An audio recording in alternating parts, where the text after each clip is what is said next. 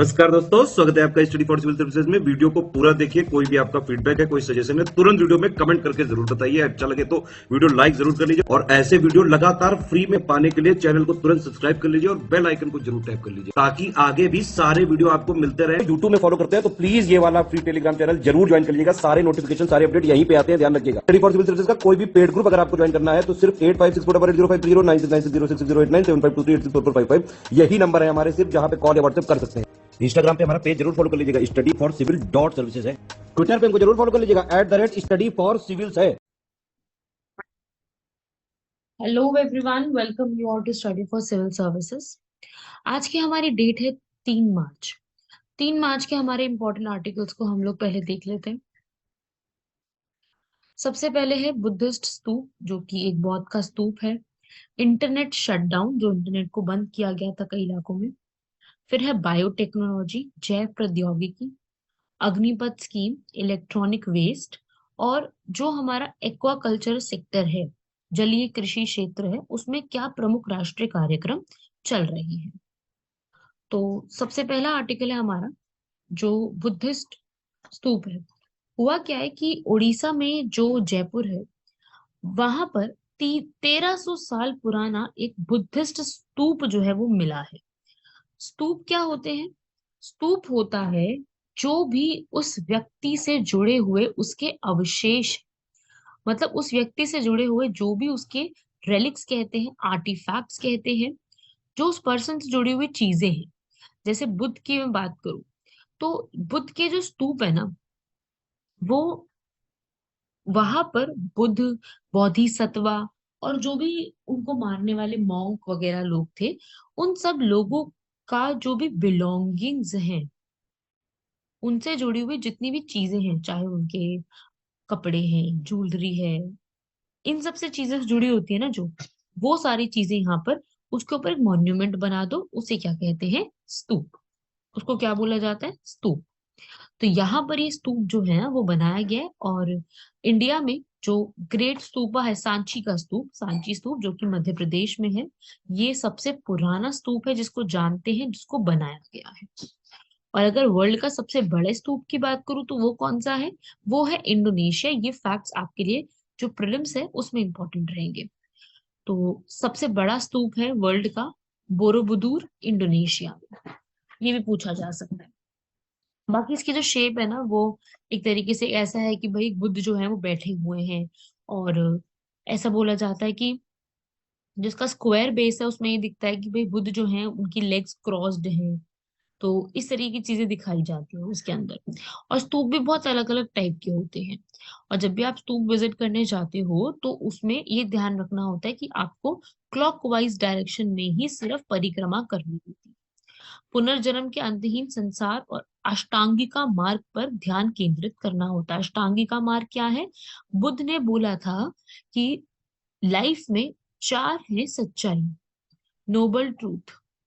और उन सच्चाई में उन्होंने बोला था कि जो हमारे दुख होते हैं उनको खत्म करने के लिए हमें अष्टांगिका मार्ग, 8 फोल्ड पाथ को अपनाना होता है।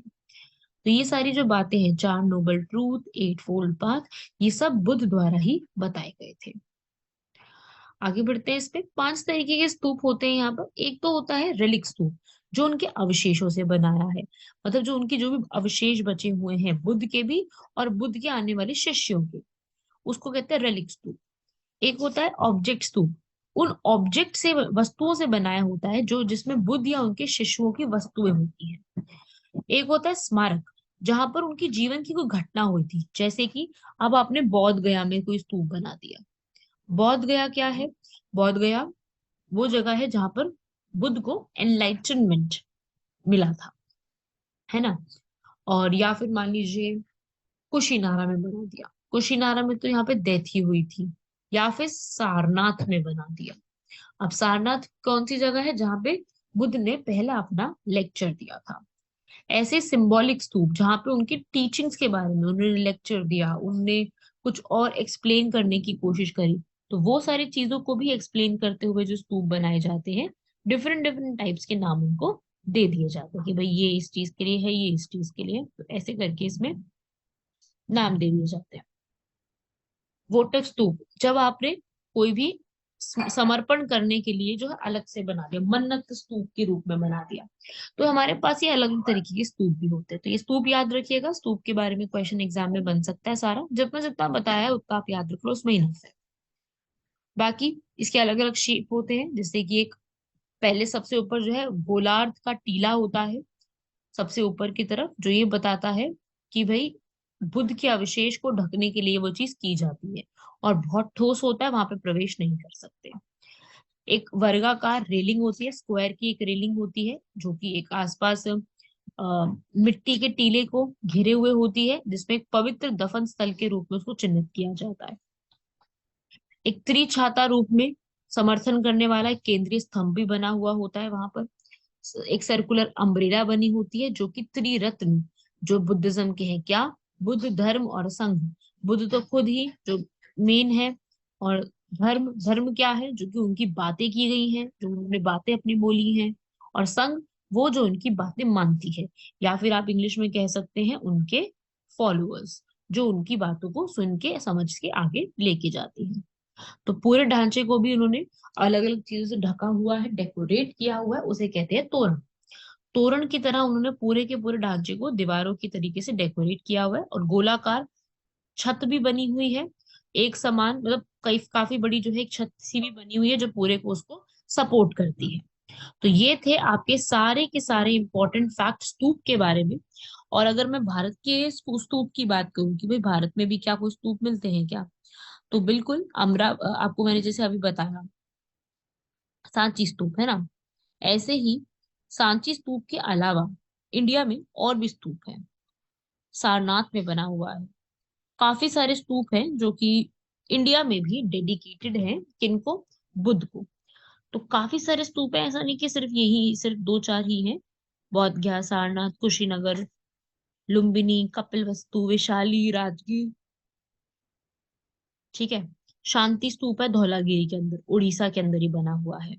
ऐसे ही सारनाथ में धामेक स्तूप बना हुआ है, ठीक है। कुशीनगर में रामभार स्तूप बना हुआ है। केसरिया स्तूप है कहाँ पर, बिहार के अंदर। चौखंडी स्तूप याद रखिएगा, इस पे भी क्वेश्चन आ चुका है। चौखंडी स्तूप कहाँ पे है, सारनाथ में। बौद्ध गया में भी महाबोधि स्तूप है, और ये यूनेस्को की वर्ल्ड हेरिटेज साइट भी है, 2500 साल पुराना है। अमरावती स्तूप बहुत ब्यूटीफुल बना हुआ है, तो वो भी याद रखना कि ये भी एक काफी अच्छा और काफी ब्यूटीफुल कहा जाता है। अमरावती स्तूप दलाई लामा ने यहाँ पर अपनी टीचिंग्स वगैरह को भी स्टार्ट किया था किसी एक समय में। ठीक है भाई, तो ये कुछ इंपॉर्टेंट स्तूप्स के नाम बता रही हूँ, और सिर्फ ऐसा नहीं कि बिहार और यूपी में ही है, आंध्र प्रदेश में भी है, मध्य प्रदेश में भी है। तो काफी सारे स्तूप हैं जो कि बने हुए हैं, सिर्फ एक सिंगल स्तूप नहीं है।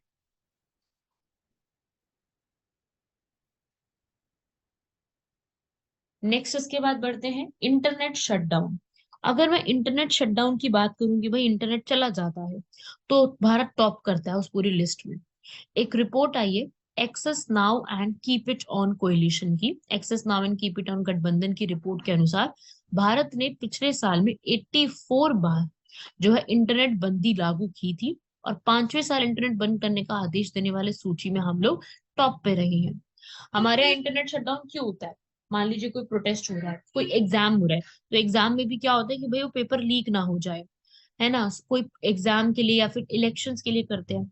इवन 2022 में जम्मू कश्मीर में ही जो है 49 बार इंटरनेट को बंद किया गया था, जो कि किसी भी राज्य में सबसे अधिक है। इसके बाद राजस्थान और पश्चिम बंगाल।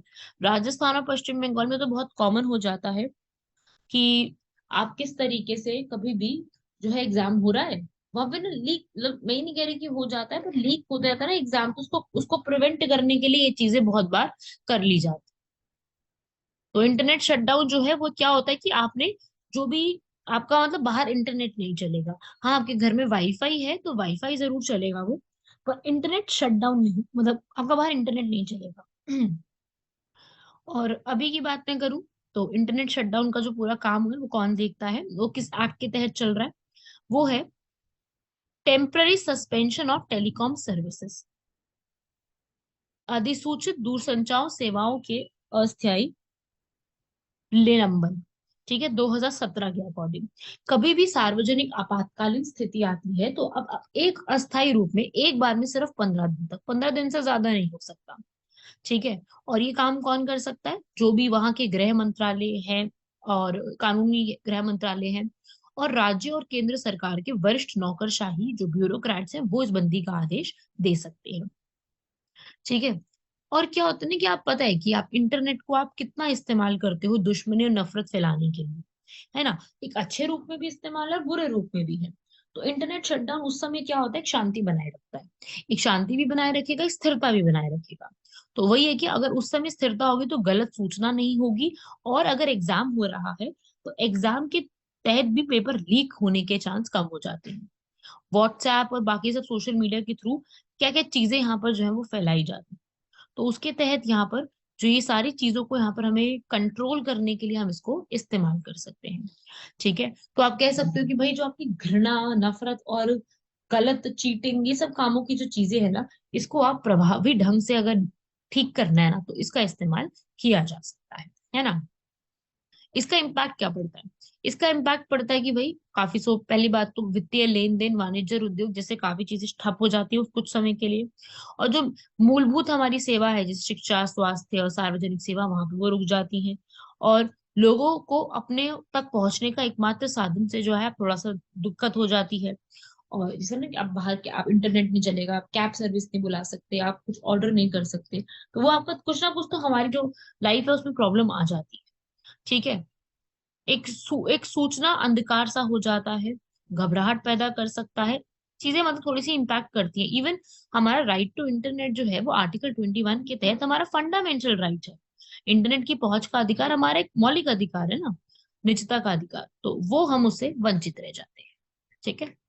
और आगे वही है कि अगर सरकार ने ये सब करना है तो ऐसा क्या होना चाहिए, लास्ट रिजॉर्ट की तरह यूज करना चाहिए।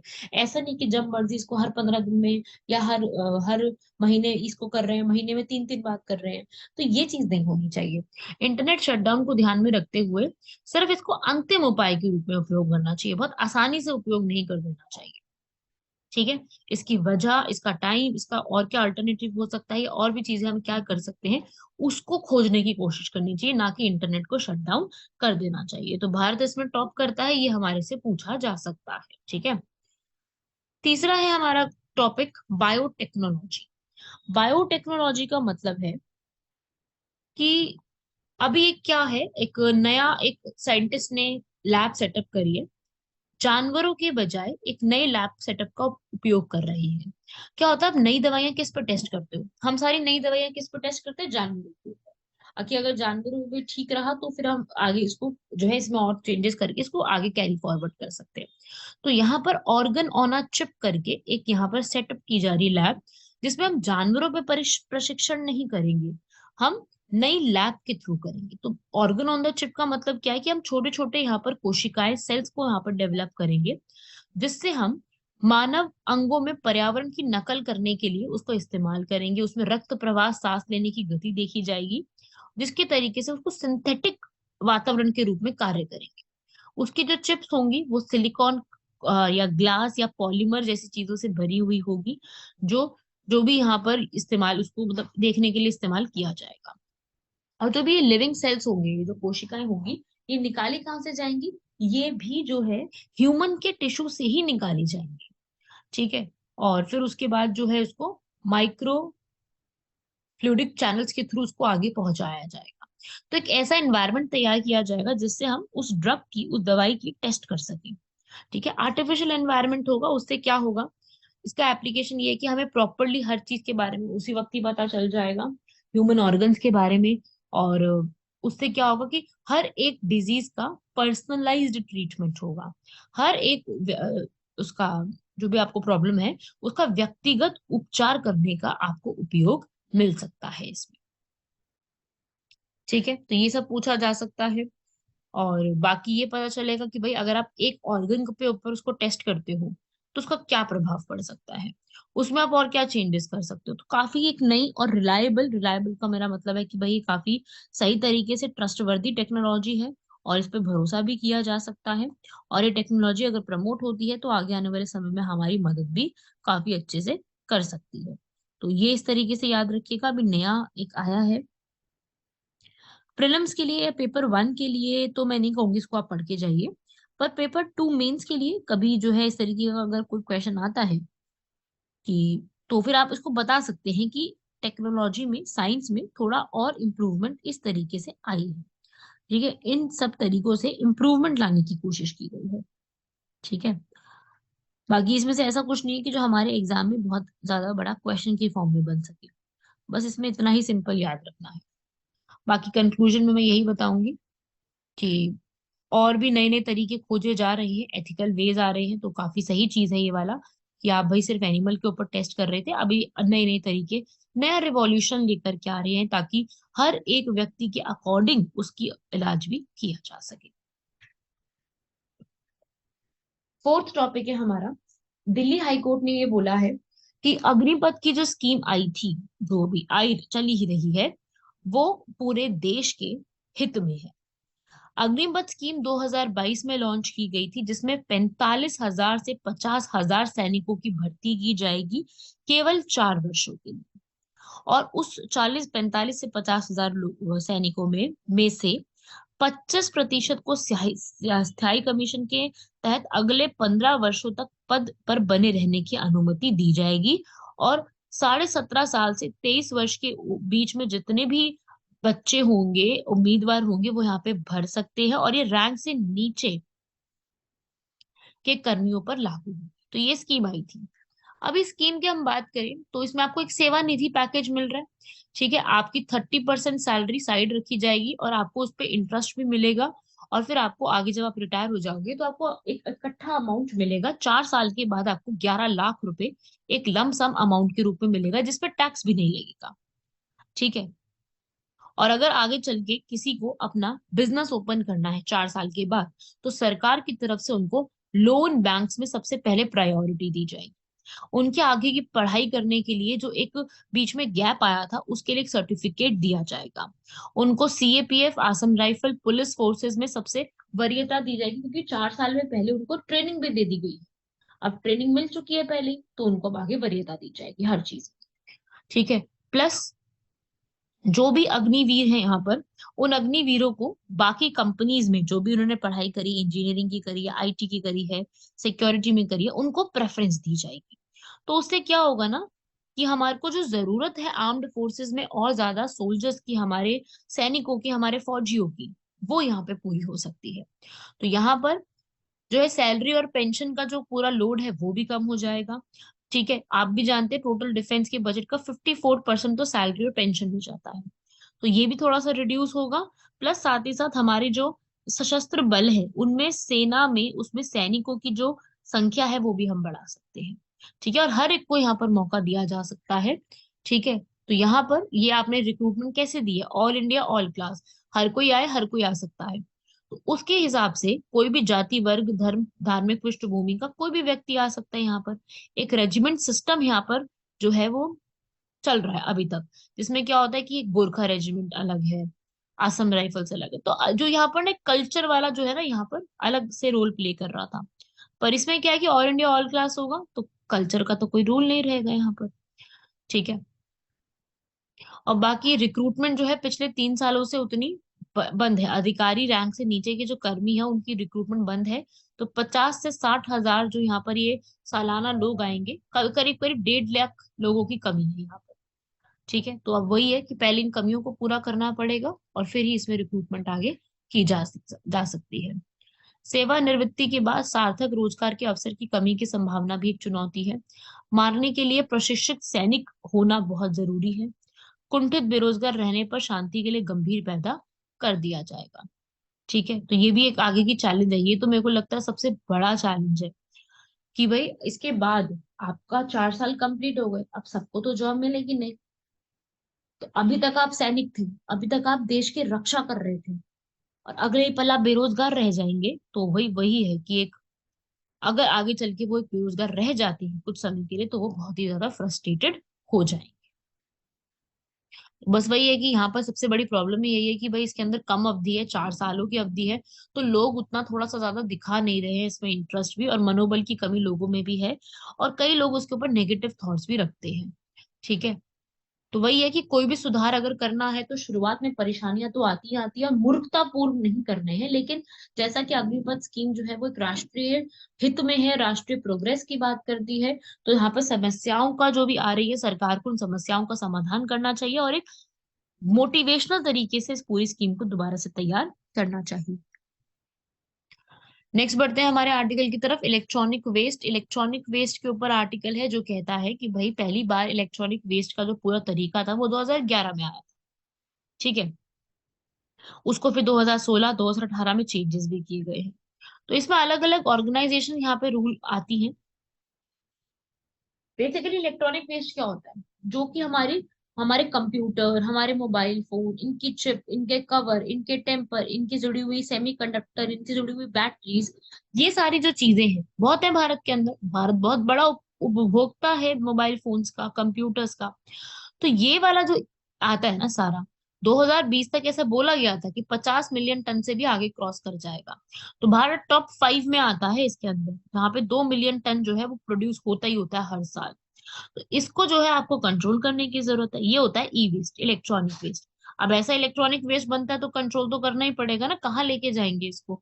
तो यहाँ पर ई वेस्ट में बहुत सारे मेटल्स होते हैं ना, हमारे फोन्स में, हमारी सारी चीजों में मेटल्स लगे हुए होते हैं। धातुएं होती हैं, दुर्लभ धातुएं होती हैं, प्लास्टिक होता है, लकड़ी होता है, कांच होता है। तो इससे क्या होता है कि हमारे एनवायरनमेंट को भी नुकसान पहुंचता है। ठीक है। तो सारा ई वेस्ट में आपका जो है तांबा, लोहा, टिन, निकल, सीसा, जस्ता, चांदी, सोना, पैलेडियम, ऐसी धातुएं काफी ज्यादा होती है। ठीक है। जो भी सर्किट बोर्ड होता है, जो कि फोन जिससे चलता है, उसमें भी बहुत अच्छे मेटल्स लगे होते हैं, बहुत ही प्रीशियस मेटल्स लगे होते हैं, दुर्लभ मेटल, जैसे कि ruthenium, rhodium, palladium, osmium, iridium. ठीक है। प्लेटिनियम ग्रुप मेटल्स कहते हैं इनको एक साथ। तो अगर हम इनको सही तरीके से डिस्पोज ऑफ नहीं करेंगे तो आगे चल के ये हमारी ह्यूमन की हेल्थ पे भी और एनवायरमेंट दोनों पे नुकसान करने वाले हैं। क्योंकि इसके अंदर ई वेस्ट में कुछ नुकसानदेह हमारे चीजें भी होती है, जैसे कि लेड, सीसा, ठीक है, cadmium, chromium, brominated flame, polychlorinated biphenyls. तो ये सब हमारी जो सॉइल है, हमारे खाना, उनको कंटेमिनेट करती है और अल्टीमेटली ह्यूमन की हेल्थ पे इम्पैक्ट पड़ता है इसके ऊपर। तो ये सबको अभी आपको क्या करने की जरूरत है, मैनेज करने की जरूरत है। इंडिया में बहुत ज्यादा है। ठीक है। हमारी पॉपुलेशन भी ज्यादा है, हमारे यूजेज भी ज्यादा है, तो ये चीजों का हैंडलिंग भी सही नहीं। ठीक है। अभी यहाँ पर जो है इसको कौन संभालता है, अभी संभालने के लिए कोई है ही नहीं। अभी सिर्फ श्रम जो होते हैं, वर्कर होते हैं, लेबर जो होती है, वो संभालती है। जिसकी वजह से अभी तरीका तो कोई आता नहीं ना सबको संभालने का, कलेक्ट कैसे करना है, इसको रिसाइकिल कैसे करना है। तो अभी यहाँ पर जो है उसको रिकवर नहीं कर पाते हैं। जो भी वहां पे मटेरियल्स हैं, वैल्यूएबल मटेरियल हैं, उनके रिकवरी करने के लिए हमारे पास चांस नहीं रह जाता। रिकवरी करने के लिए अपने पास सिर्फ 10 से 20% ही हो पाता है। ठीक है। तो क्या होता है कि हम जो वहाँ की केबल होती है वो जला देते हैं, बच्चे भी वहां पे शामिल काफी ज्यादा होते हैं, तो बच्चों को भी कोई सेफ्टी गियर नहीं होते हैं। ठीक है। उन्हीं चीजों से, उन्हीं कांच से ना बैंगल्स बनाते हैं या अलग अलग चीजें बनाते हैं छांट करके। तो किसी के पास कोई सेफ्टी गियर नहीं होते, बहुत नुकसानदेह चीजें हो सकती हैं ये वाली। तो ये सारी चीजें अभी चल रही हैं। इसको रिकलेक्ट करना, सारी चीजें करना, अभी तक इसके ऊपर कोई रूल्स यहाँ पर तैयार ढंग से नहीं किए गए हैं। ठीक है। तो वही है कि हम लोगों को भी उतनी जानकारी नहीं है कि इन चीजों की कि क्या कर सकते हैं। बाकी मैं सरकार की बात करूँ तो सरकार ने इनिशिएटिव्स लिए हैं, जैसे कि मैनेजमेंट एंड हैंडलिंग रूल्स बनाए। ठीक है। पॉल्यूटर पेस प्रिंसिपल के तहत अभी भी यहाँ पर चल रहा है। 2016 में भी ई वेस्ट को जनरेट जो भी होता है उसको कंट्रोल करने की बात यहाँ पे की गई थी। ऑनलाइन मास बैलेंस बनाने की कोशिश की गई थी, ताकि एक ऑनलाइन इनिशिएटिव चला के इसके ऊपर हम चेक कर सकें। तो यही है पूरा आपका आर्टिकल। तो थोड़ा सा मेरा ये ऑब्जेक्टिव था सब लोगों को इसके बारे में इंफॉर्मेशन देना कि किस तरीके से चीजें जो है वो चलती हैं। ठीक है। पूरे तरीके से आप थोड़ा थोड़ा सा याद रखिएगा इसके बारे में कि इस तरीके से इसको मैनेज किया जाता है। ठीक है। अब आता है नेक्स्ट हमारा last topic, national flagship program for agriculture sector. Agriculture sector के लिए यहाँ पर जो हमारे फिशरीज और ये जो हस्बेंड्री के मंत्री हैं पुरुषोत्तम रुपाला, इन्होंने 3 फ्लैगशिप प्रोग्राम बनाए हैं। ठीक है। तो एक्वाकल्चर के लिए, सॉरी, तो फिश के लिए बनाए हैं यहाँ पर। भारत जो है वो मछली उत्पादन में तीसरे नंबर पे आता है। ठीक है। और जितनी भी यहाँ पर झींगे होती हैं वो सबसे बड़ा निर्यातक है। 7 लाख टन हम लोग झींगे को यहाँ पर बेचते हैं आगे। तो कंट्री जो है, लेकिन प्रॉब्लम क्या आती है कि झींगे या इन सब की चीजों में यहाँ पर सबसे बड़ी दिक्कत हमें ये आती है कि जो बीमारियां हैं, जो झींगे हैं, जो फिशेज हैं, उनको बीमारियां जो लग जाती है यहाँ पर, वो बीमारियों की सबसे बड़ी समस्या है। ठीक है, वो बीमारियों का यहाँ पर क्या प्रॉब्लम है यहाँ पर, कि जो बीमारी उनको हो जाती है उसकी वजह से कंट्री को करीब 7200 करोड़ का लॉस हो जाता है, करीब करीब 7200 करोड़ का। तो उस रिस्पेक्ट में यहाँ पर जरूरी हो जाता है कि हम डिजीजेस को कंट्रोल करें। अब उसके लिए क्या किया जाता है, एक प्रोग्राम यहाँ पे स्टार्ट किया है सरकार ने, जिसमें नेशनल सर्विलेंस प्रोग्राम है, 2013 से चल रहा है, जिसमें सबसे बड़ा फोकस क्या है, फार्मर्स की जो जितनी भी डिजीजेस की चीजें होती है ना, उसको हम लोग कंट्रोल कर सके, फार्मर से जुड़ी हुई सारी चीजों को हम लोग कंट्रोल में लेके आ सके। तो सबसे बड़ा ऑब्जेक्टिव ही इसका यही है कि हम फार्मर से जुड़ी हुई सारी जितनी भी चीजें हैं उनको कंट्रोल करें, उनसे जुड़ी हुई चीजों को। यहाँ पर सरकार ने भी यही कोशिश करी है। ठीक है, प्रधानमंत्री मत्स्य संपदा योजना के तहत इसको स्टार्ट किया गया था। तो ये हुआ। उसके बाद फिर सरकार ने जो ये झींगे होते हैं, सफेद झींगा, उनके लिए एक आनुवांशिक सुधार कार्यक्रम चलाया। 70% से ज्यादा हम लोग जो यहाँ पर इसको सेल करते हैं उसमें ये सारी चीजें जुड़ी हुई थी। ठीक है भाई, तो ये भी इसका एक प्रोग्राम है। और यहाँ पर तीसरा प्रोग्राम इसके लिए ये भी लॉन्च किया है कि जो भी श्रिम्प क्रॉप होती है, जो भी झींगा फसल होती है, उसका बीमा उत्पाद भी करवाया जाएगा। ठीक है, बीमा उत्पाद से मेरा क्या मतलब है, बीमा उत्पाद का यहाँ पर मतलब है कि हम लोग जो है पूरी तरीके से ऐसा एक तैयार करेंगे, खारा जल होता है या इन सब चीजों से जो भी जुड़ी हुई चीजें होती हैं, उनको हम लोग यहाँ पर एक पूरा एक तैयार करने वाले हैं। ठीक है, तो ये यहाँ पर जो है इस पूरे के पूरे टॉपिक में स्टार्ट किया गया था।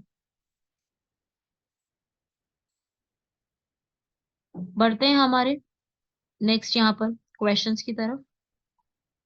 क्वेश्चन है हमारा फर्स्ट,